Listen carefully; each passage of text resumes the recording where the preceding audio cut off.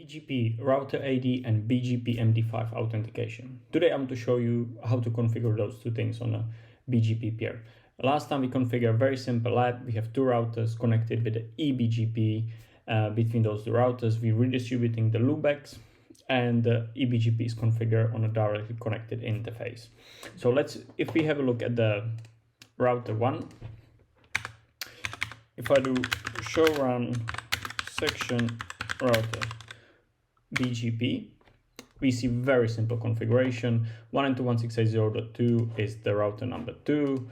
We only set up the AS number and activate the bare minimum to get the BGP working. If I do show IP BGP or summary, we can see the peer to number 2 is up, and we see that the router ID or BGP router identifier is 11111. The reason for that is if I do show IP in brief, we can see that's the loopback IP address. Even we haven't configured the router ID, the BGP process will pick the highest IP address, and if there are loopbacks, it will pick up the highest IP address of the loopback. The reason for it, because loopbacks are considered to be more stable than the traditional data interfaces.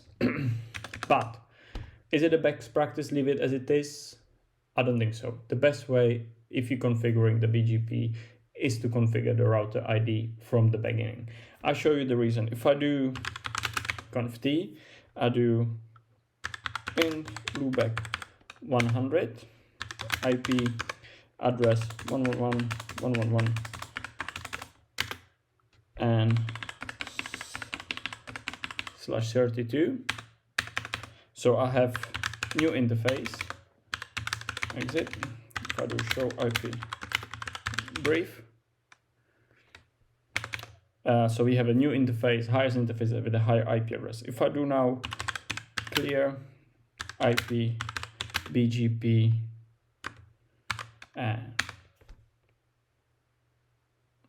star, now I clear the session, the BGP process will restart.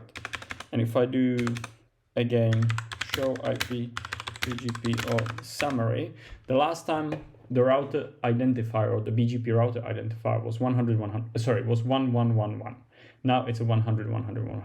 The reason is because the loopback 100 has got a higher IP address.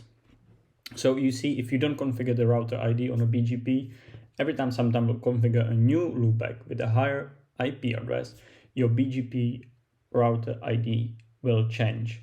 But it only will change when the process is restarted. So for example, at the moment it's 100.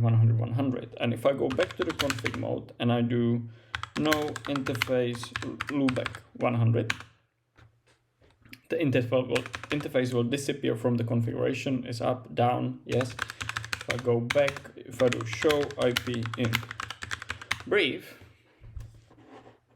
so interface is gone. But if I do show IP BGP or summary, the router ID or router identifier is still 100. Even the IP address is not even in the routing table or on the interface. So highly recommend it when you're configuring the BGP, set the router ID. So I'll go back to BGP configuration, router BGP 6500. The AS number for this device was 65001, and now I can do BGP router ID and I pick up the IP address, select the IP address of the loopback 0, which was 1.1.1, and that should be it. It will, very good point here, it will restart the BGP process. So just be careful when you're changing it on a production system. And if I go back, I do show IP BGP or summary, we can see the BGP router identifier is set to 1.1.1.1.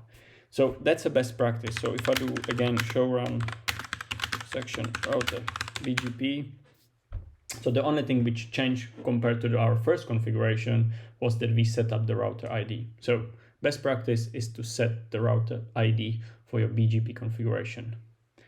If you're running VRF setup, so you not only have an address family IPv4, but you also have the address family VPN-v4 with a VRF, for example, red, blue, whatever name of the VRF is, you can set up the router ID per VRF. It's an optional feature for the BGP. For some design, it's useful to have a dedicated router ID per VRF.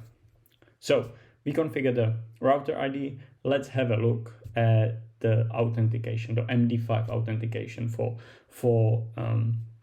BGP. Important to understand, it's not encryption, it's only authentication. We need to set up the password on both peers to match, so the peers can agents together and bring up the BGP to work. So if I go back to my configuration, let's set up the MD5 authentication. So I do router BGP and I do same command as here, just the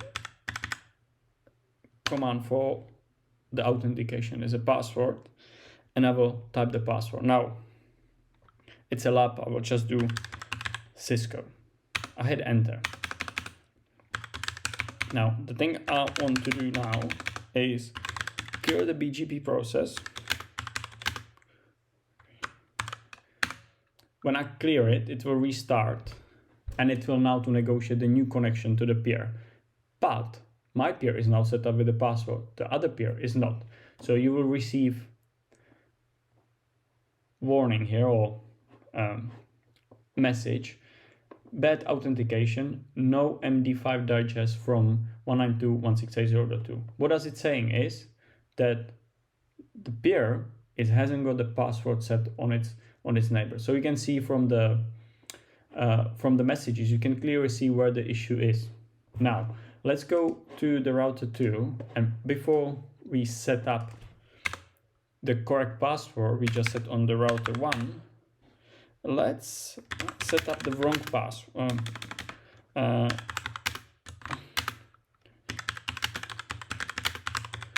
Let's set up the wrong password so we will see how the notification will change.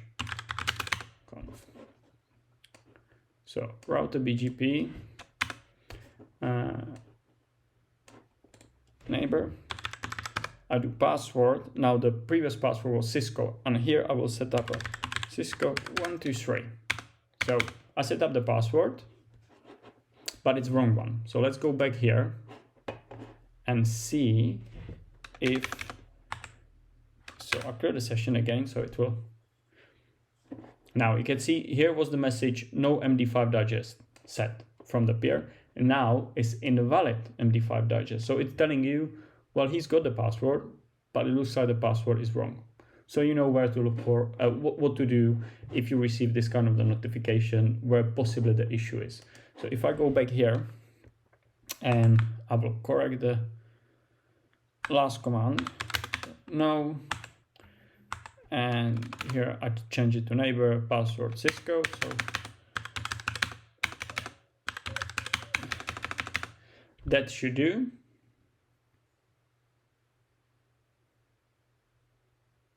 Yeah, BGP neighbor is up. So if I do show IP BGP or summary, so BGP peer is up. Same will be here. Yeah, BGP peer is up.